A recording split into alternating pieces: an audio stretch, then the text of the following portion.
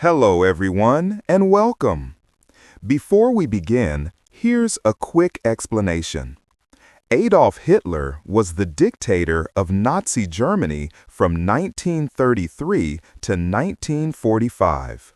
He started World War II, caused the deaths of millions, and led one of the darkest times in human history. We are not telling this story to support him. We are not telling it to criticize him either. This video is only for educational purposes. To help you learn from history, to help you practice English, and to understand what really happened in his final 24 hours. If you want to know his full life story, you can watch his complete biography on our channel. But today, we focus on the last day, the end of everything.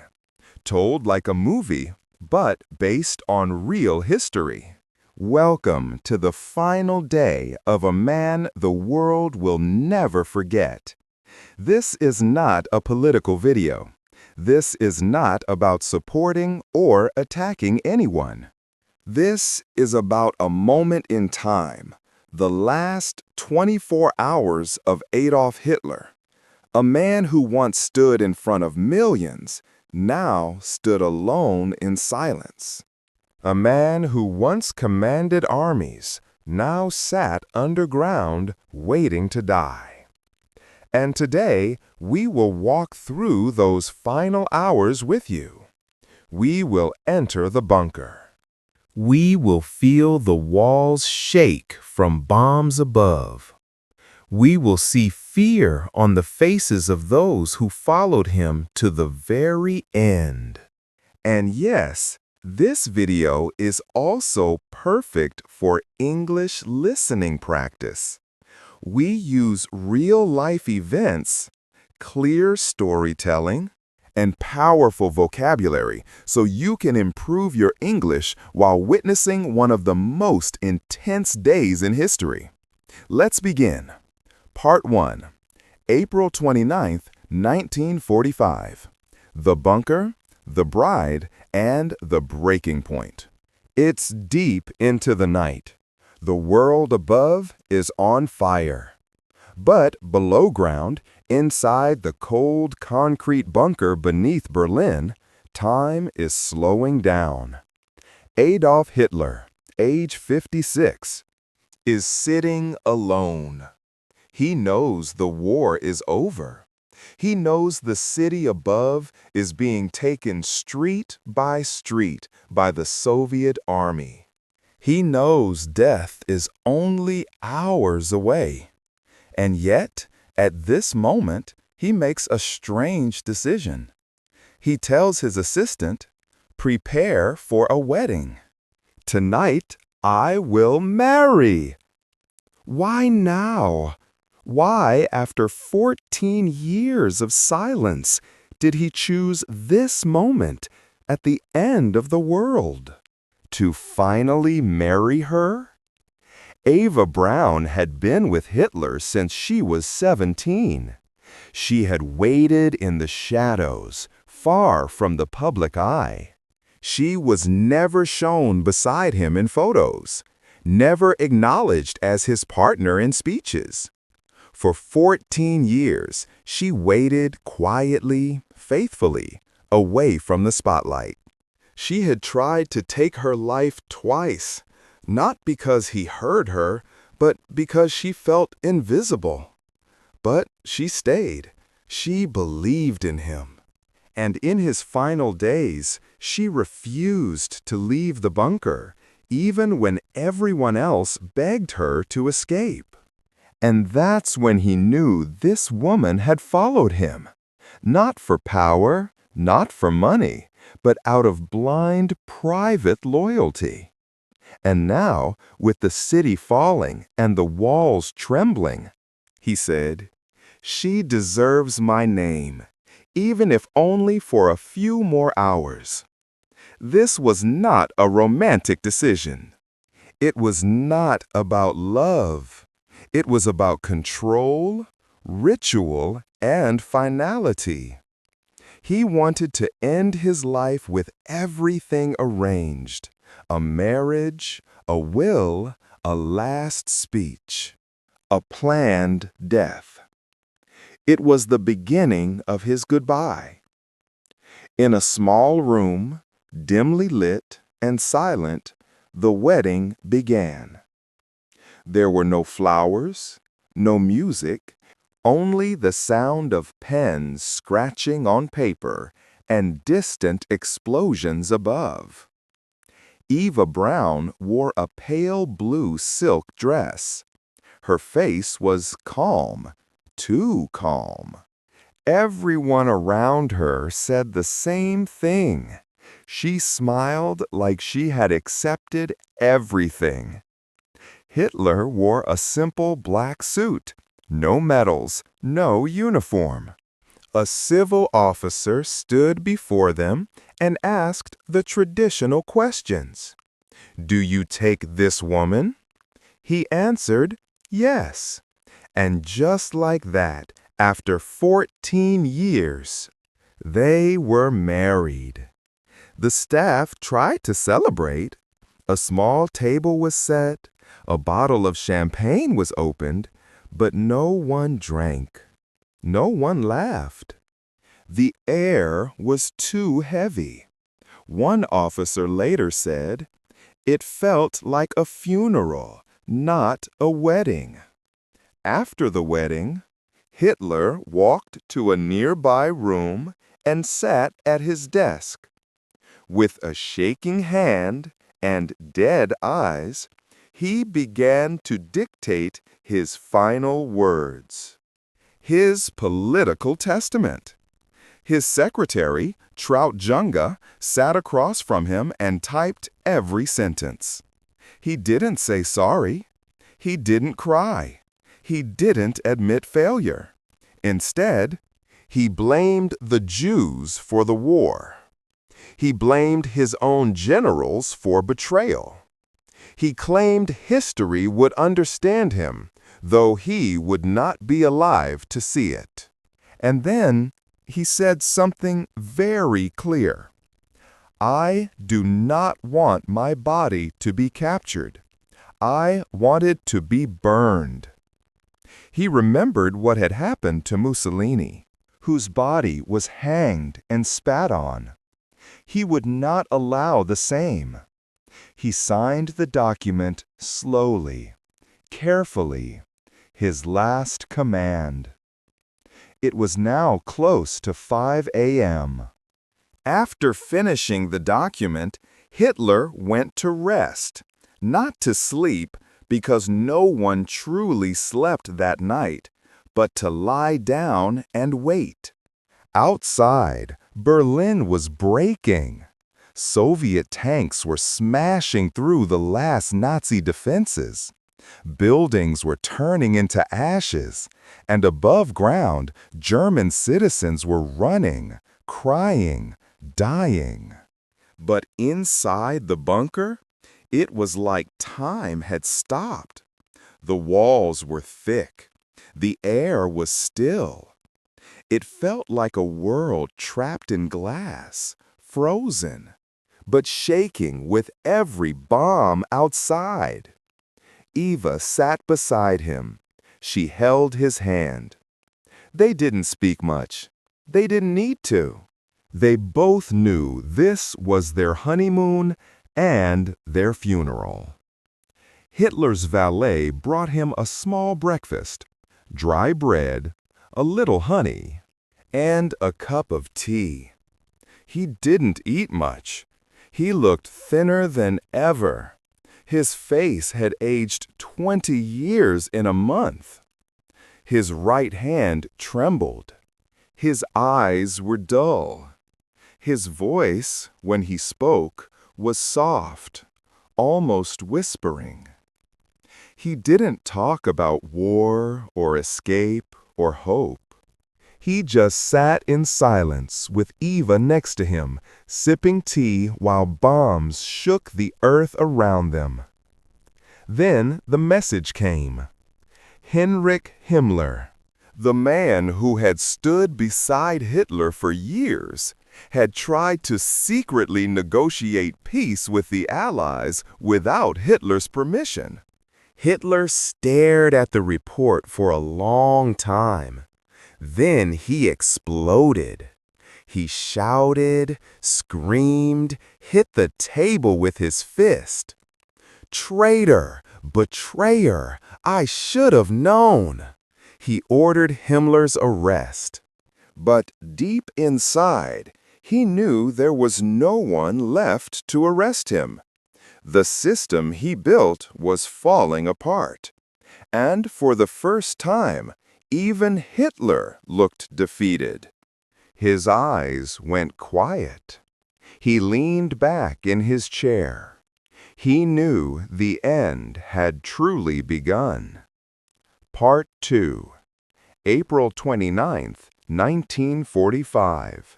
Afternoon to late evening. It's now noon. The air in the bunker is getting heavier. There's no fresh oxygen, no sunlight, just stale air and fear. Adolf Hitler walks slowly into the map room where war plans once lived. He used to stand there with generals, pointing at countries, commanding troops. But now the maps are useless. The lines on them mean nothing. The war is lost. The empire is broken. He looks down at the maps, not to plan, but to remember. These were once the maps of victory. Now they are just a graveyard of dreams.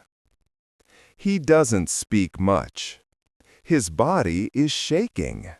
His legs are weak. His personal doctor offers him medicine. He refuses because deep down he knows this isn't a war room anymore. It's a museum of my failure. Hitler had one companion he trusted more than anyone. Blondie, his German shepherd, had been with him for years, sleeping beside him, walking by his side. She was loyal, quiet, always calm. But now Hitler calls his doctor Werner Hasse and says something shocking. "Bring the cyanide capsules. I want to test them on Blondie." Why? Because Hitler no longer trusted anyone, not even the poison given to him by his own people. He believed someone, maybe even those closest to him, might try to trick him, give him fake capsules, and let him suffer. So he ordered the doctor to take one capsule and put it in Blondie's mouth. The dog died within seconds. No sound, no fight, just death. For a moment, Hitler said nothing. Then he looked away. That was his way of confirming. The poison works. I can use it too. But for many in the bunker, this was the moment everything changed. Because when Hitler killed his own dog, the one living thing he truly trusted, they knew he is not planning to leave. He is not planning to survive. He is planning to die. But it didn't stop with Blondie. Ava's two Scottish terriers, Wolf and Stazzy, were next. The puppies that belonged to Blondie, just a few weeks old, were also killed by Hitler's dog handler. They were poisoned silently, quickly. Why? Because Hitler didn't want to leave anything behind. No body, no bloodline, no animal, no memory. The bunker was becoming a place of total erasure. If I'm going, he thought, then Everything I touched, everything I loved must vanish too. That afternoon, Hitler gathered his remaining officers. They had all served him for years.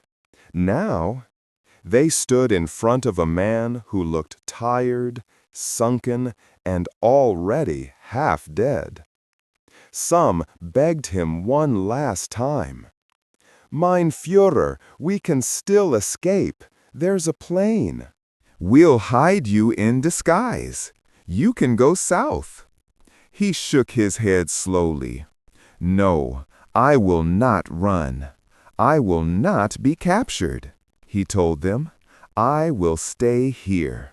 I will die here in Berlin." Some were shocked. Some were scared.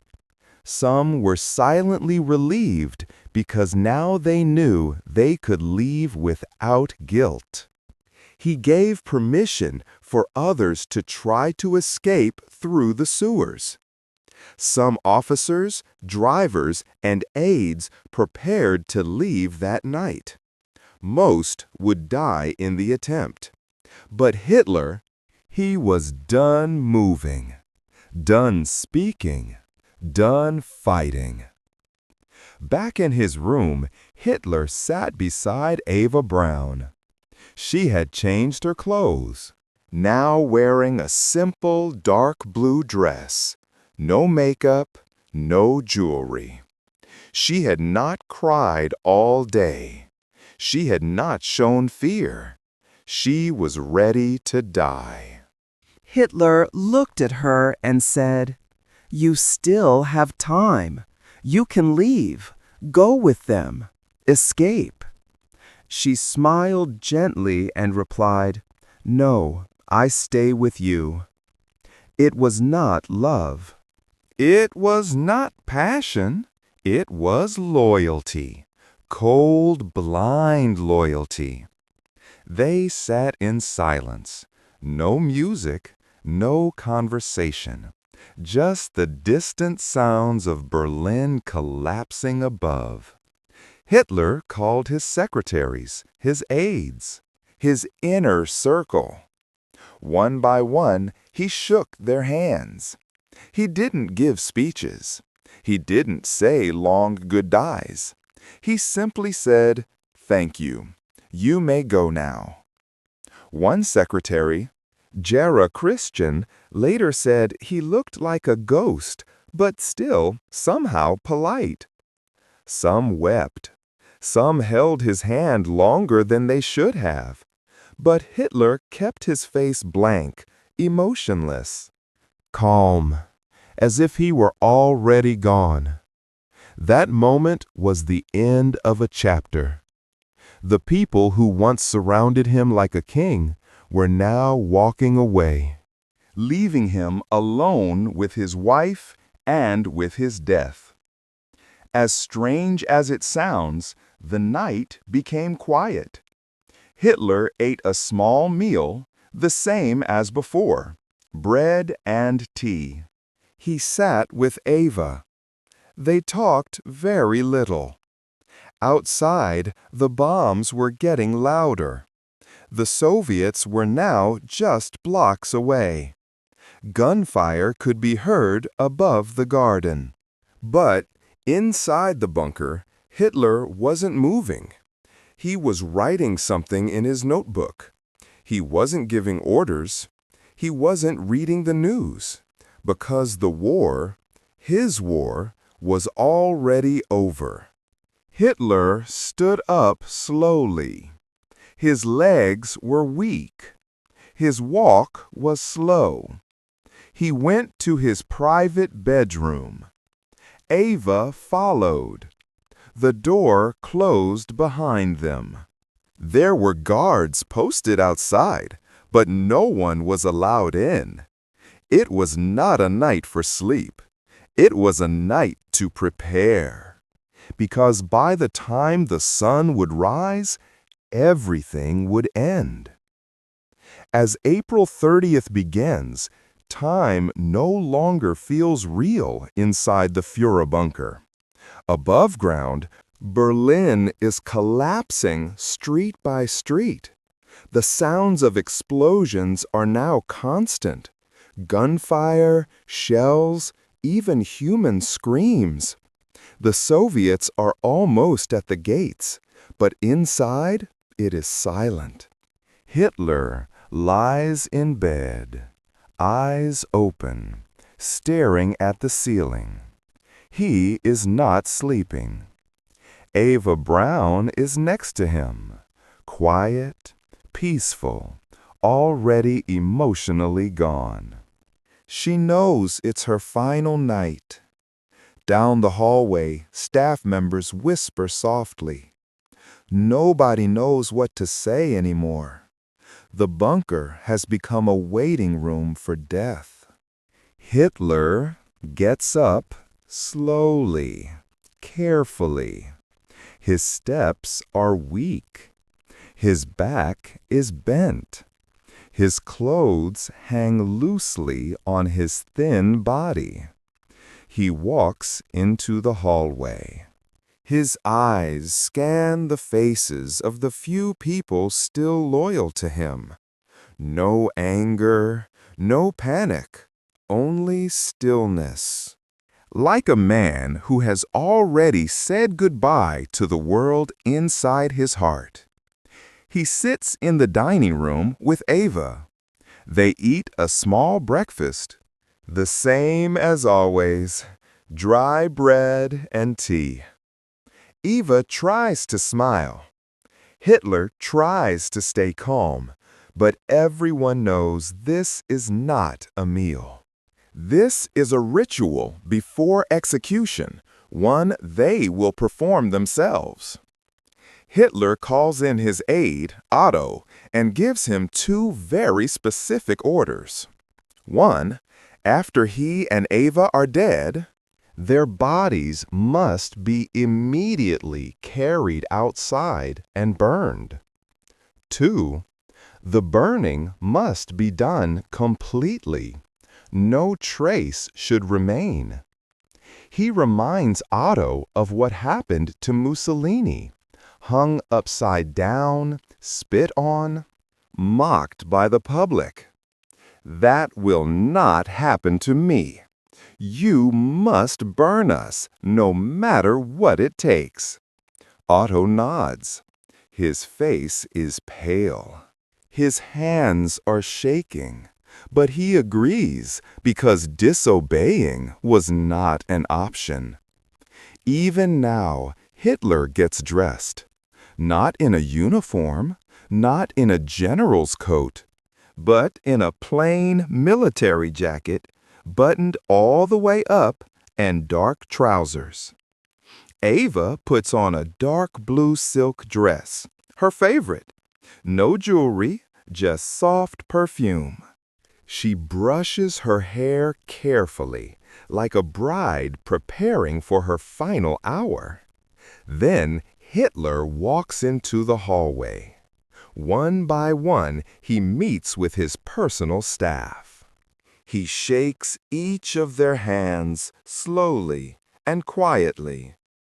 To some, he says a word. To others, just a nod.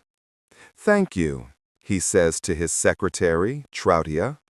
"You may leave now. You have served me well." Some start crying. Others freeze, unsure how to say goodbye. One officer, Ruckus Mish, later remembered. He looked like a shadow, not a man. He was calm, but the calm of someone who has given up. The goodbyes continue one by one. No ceremony, no tears from him, only silence. Hitler and Ava return to their private room. There, Ava sits on the sofa, calm, unafraid. She opens a small brass capsule, cyanide. She holds it in her hand and looks at him. They've talked about this many times. They will not let the Soviets capture them. They will die together on their own terms. Hitler holds the same kind of capsule, but he also prepares his Walther pistol, the one he had used for years. He plans to take both the pill and the bullet, just to be sure. He calls in Otto Gunna and his valet Heinz Linge. He tells them, "The time has come. You will wait outside. When it is over, open the door." Otto and Heinz nod. They walk to the hallway and stand in silence just a few feet from the door. Inside, Hitler and Eva sit together on the sofa. The final act. No one sees exactly what happens inside that room, but witnesses standing outside hear only one sound, a single gunshot. Otto and Heinz rush in. What they find will become one of the most talked about scenes in modern history. Hitler is slumped on the sofa. His body is still. There is a small hole in his right temple. The blood has splattered across the floor and wall. Eva lies beside him. There are no wounds, only a faint smell of bitter almonds from the cyanide. They are both dead. The man who once commanded millions is now a lifeless figure in a quiet underground room.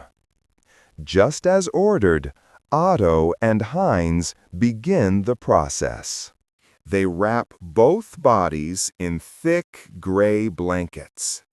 They carry them upstairs, up the narrow staircase, through the tight hallway, and out into the garden behind the chancellery. It is still daylight. The ground is shaking from artillery fire. The Soviets are only blocks away. They place the bodies in a shallow crater near the bunker exit. Then they pour can after can of gasoline over them. Otto takes a match. He lights it, drops it. The flames rise. The bodies begin to burn. No music, no prayer, no soldiers, no flag. Just fire, smoke, and silence. They salute the flames, then run back into the bunker as gunfire cracks overhead. Inside, the remaining staff gather. Otto reports, "The Führer is dead. His body has been burned."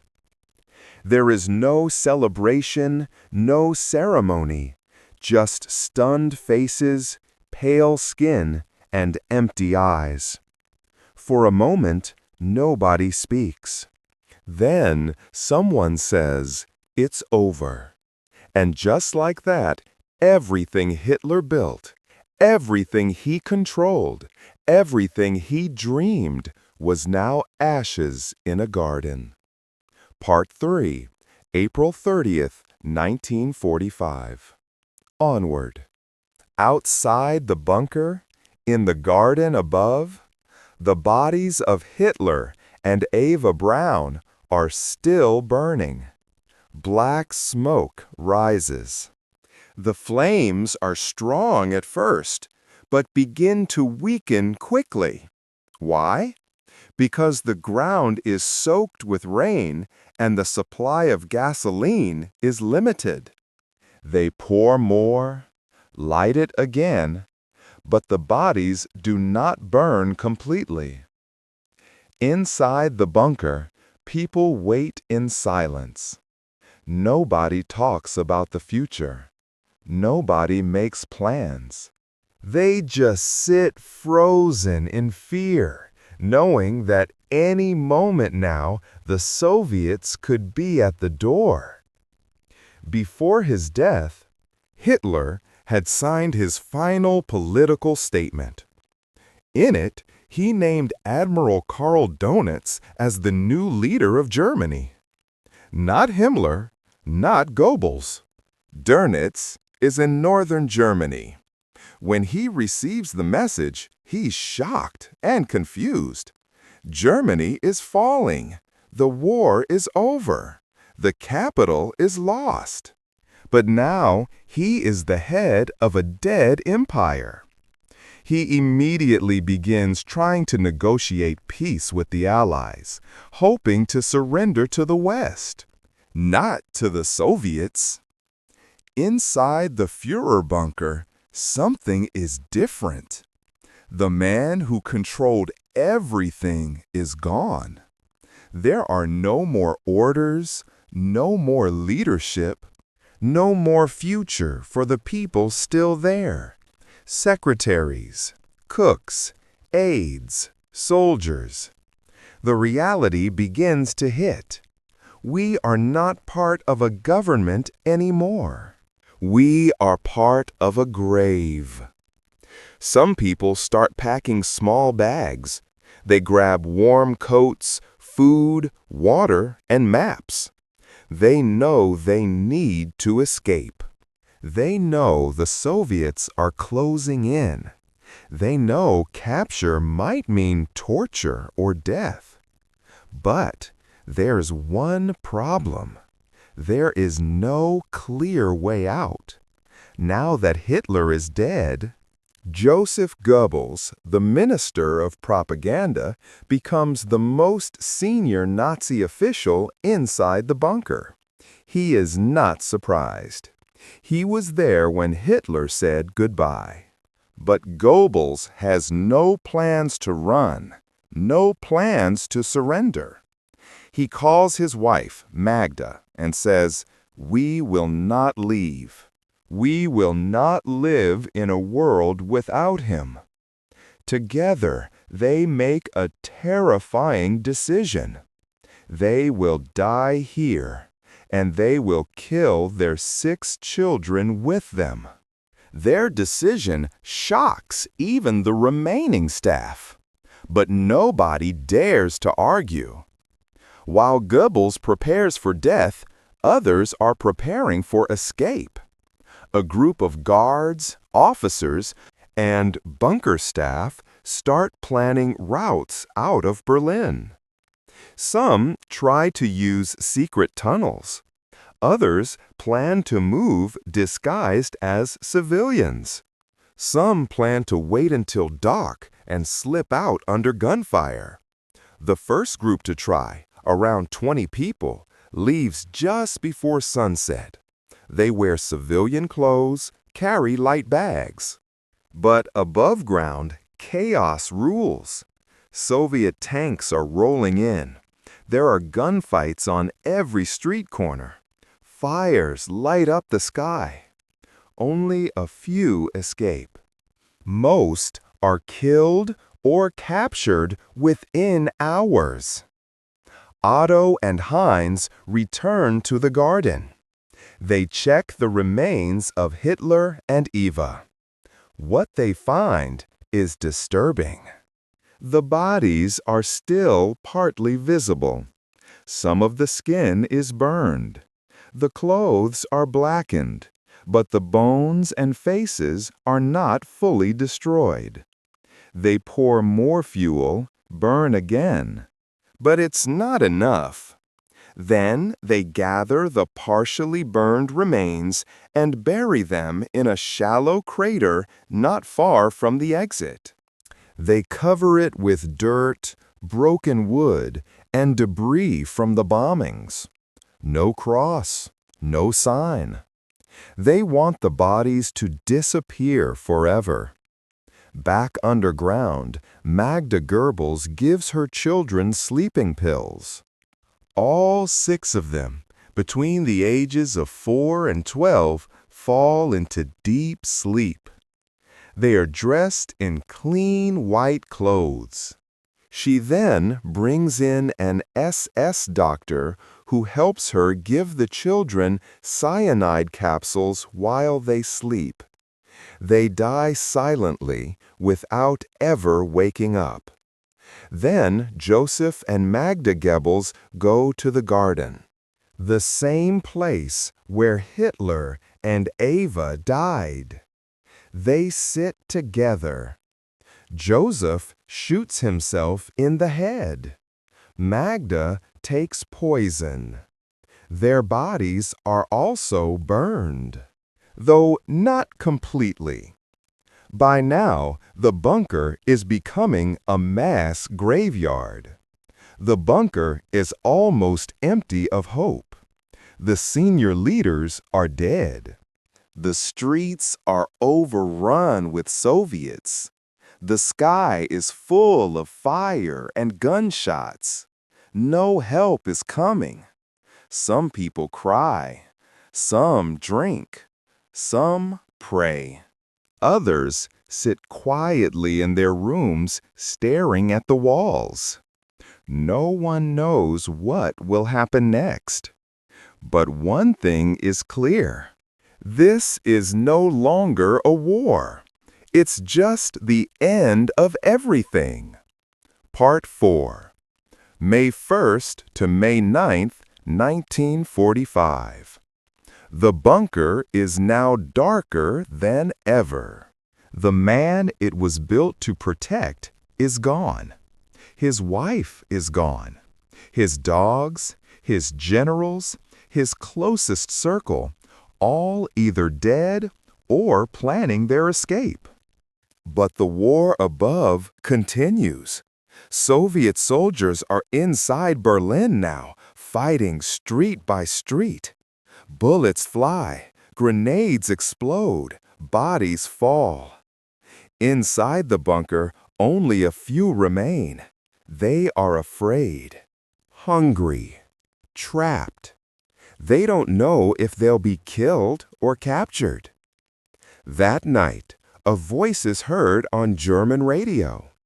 It is Admiral Karl Dönitz speaking from northern Germany.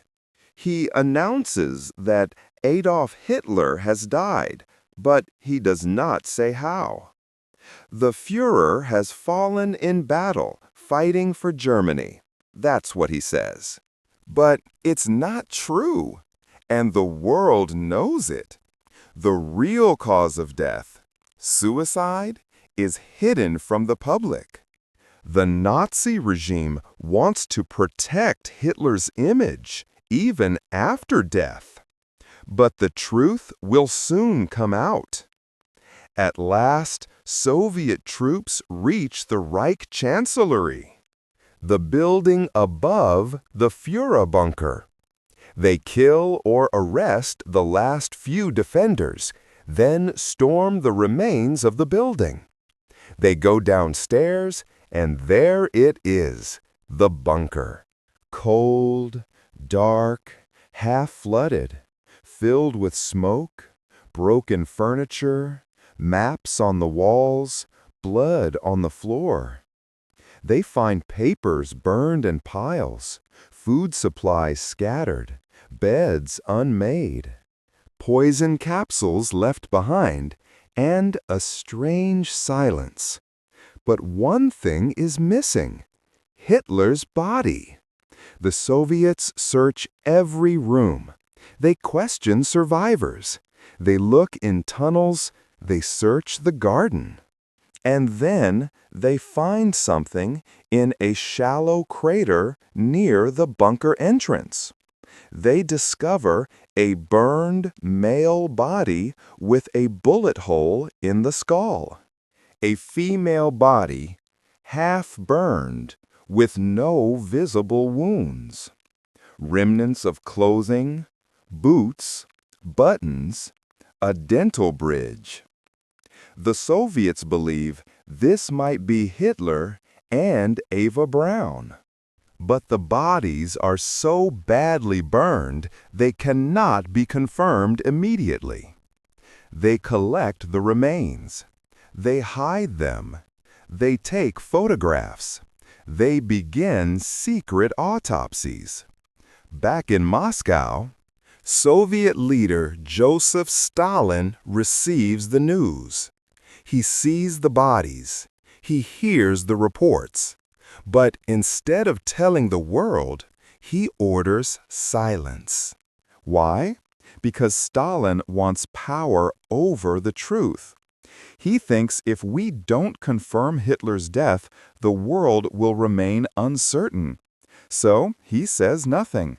And by doing that, Stalin starts one of the biggest historical mysteries of all time. With no official Soviet confirmation, the rumors begin to spread. Maybe Hitler didn't die. Maybe he escaped to Argentina. Maybe it was a body double. Maybe the body was fake. Maybe he's hiding, waiting to return. These theories become legends. And even though his staff had seen him dead, even though his body was found, people start believing the lie. Because when truth is hidden, fiction grows. It took decades to confirm everything, but here is what actually happened. 1. Soviet doctors conducted autopsies on the burned bodies. 2. They compared dental records, the most reliable identification method available at the time. 3. Hitler's dental assistant, who survived the war, later confirmed the records. Her testimony matched the burned jawbone found in the garden. That jawbone with gold bridgework was Hitler's. The Soviets kept it hidden for over 20 years. Only in the 1990s, after the fall of the Soviet Union, did they finally admit, yes, the body we found was Adolf Hitler. With Hitler gone, Goebbels gone, and Berlin fallen, there was nothing left. On May 7th, Germany signs its official surrender to the Allies.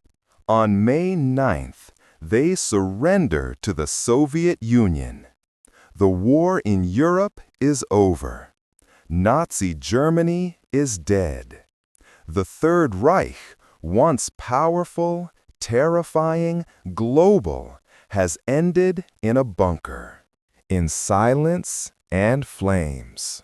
The news spreads fast. Newspapers print huge headlines. Hitler dead. Suicide confirmed. Germany surrenders. War in Europe ends. Some people celebrate in the streets. Some cry in private. Some don't believe it at all. Because how could a man who started so much horror end his life in a quiet room with a pill and a gun? It felt empty. It felt too easy. But that's the truth. He didn't die in battle. He didn't face justice. He didn't beg for mercy. He died by his own hand underground, surrounded by fear, failure, and fire. The Soviets destroyed most of it. They blew up the entrance, covered the ruins with concrete, and tried to erase it from history. For decades, the location was kept secret. Today, the site is just a simple parking lot in Berlin. No signs, no memorials, no statue. Because Germany chose to never glorify the place where evil ended. And that is powerful. And this was the true historical story of the last 24 hours of Adolf Hitler. Told not to praise, not to support, and not to attack, but to learn, understand, and remember what we learn from this story. no matter how powerful someone becomes. If they lead through fear and hate, they will always fall in silence and shame. History is not just about facts.